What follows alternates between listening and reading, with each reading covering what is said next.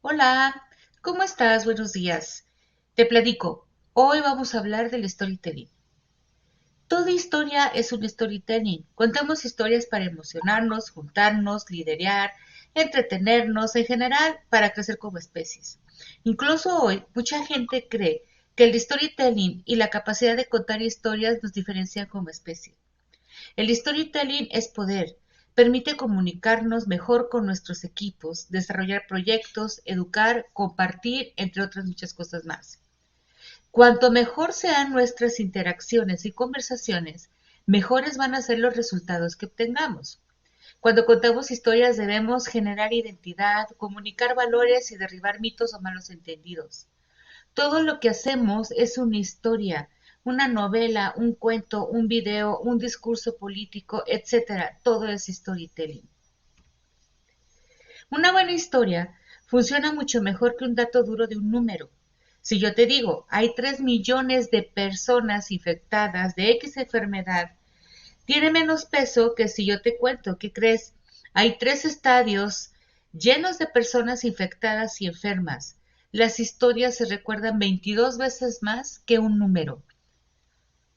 Los humanos no estamos equipados para entender la lógica, pero sí para entender la historia.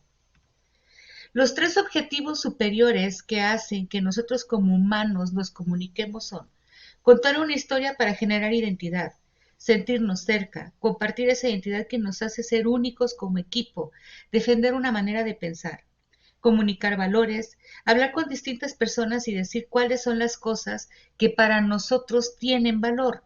Esto hace que nos unamos como seres humanos. Derribar mitos o malos entendidos.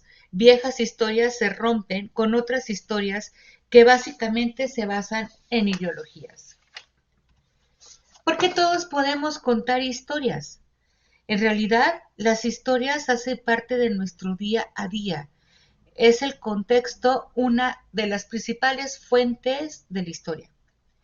Si tú crees que tienes una dificultad para lograrlo, ten en cuenta que siempre te podrás preparar y así podrás construir las historias indicadas para los más diversos contextos.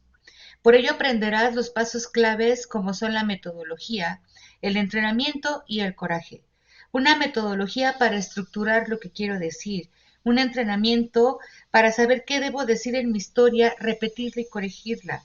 Y coraje es el más complicado de todos. Tenemos que ver qué historia nos hemos contado para creer que no podemos hacerlo.